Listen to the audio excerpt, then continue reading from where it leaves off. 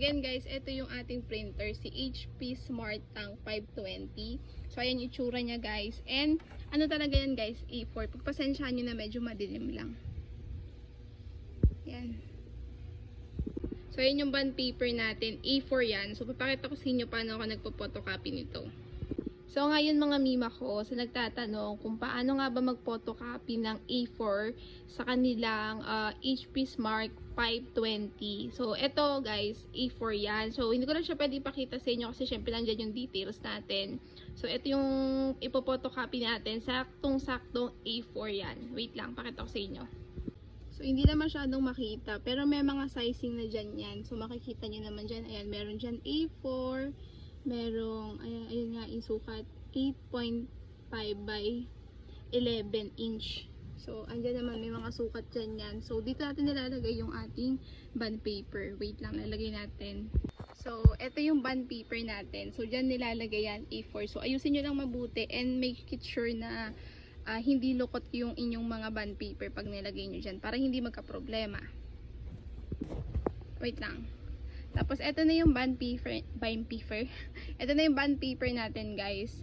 So, ayan, A4 size siya, guys. And, ayan yung itsura niya. So, ganyan siya dapat nakalapat. And, syempre, gaya nga na sinabi ko before, make it sure nyo na A4 talaga yung ginagamit yung papel. Okay? Ayan. Ito pala, guys, yung on nung ating printer. And, this one naman is yung for black and white. And ito naman yung colored, pag colored yung gusto nyo i-photocopy. Tapos kapag halimbawa, hindi kinakain yung bond paper, eto siya. Tapos ito kapag nagkaroon ng problema, ika-cancel nyo dito, yan. Ito hindi ko pa natatry. Make it sure nyo lang na naka-ayos yung bond paper nyo, walang lukot, walang tupi, para hindi magka-problema. Ayan lang siya. Tapos pag magpo-photocopy na kayo, nakaganyan, syempre naka-on. Tapos parang pag feeling nyo pala, pag hindi siya umiilaw, angat nyo lang yan ulit. Tapos angat, magkukulay na siyang ganyan. Kasi minsan parang kapag hindi nyo inangat to, parang akala nyo, ay paano magpo-photocopy, hindi na ilaw. So ganun lang, iaangat nyo lang to, yung cover. So photocopy na tayo, click lang to. Ayan, makikita nyo may 1 na. Kasi isang copy lang naman need ko. Na siya guys, pinag-videohan yung una. Ayan. So A4 yan guys. So nakapag-photocopy ako ng A4 size. Ganyan lang siya.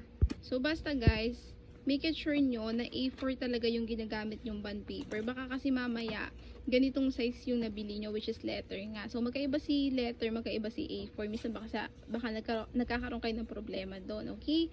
So tingnan nyo mabuti. So kung sa mga nagtatanong kung nakakapag-photocopy ba ako ng ng A4, nakakapag-photocopy ako guys. Ito nga siya. Ayan, A4 yan. So hindi ko na siya pwedeng pakita sa inyo yung full details. Syempre, akin na yan. So ganun lang siya guys. Again guys, ganito yung itsura ng bond paper natin pag A4. Ayan naman siya. May konting ano ba dito? Space pa, konting-konti.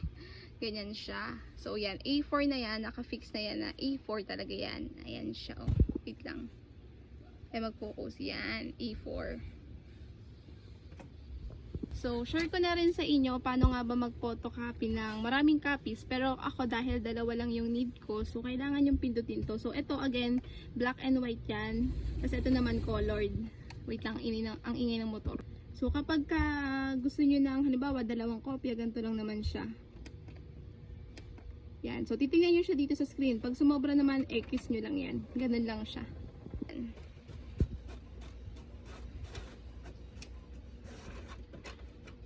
2 copies yan.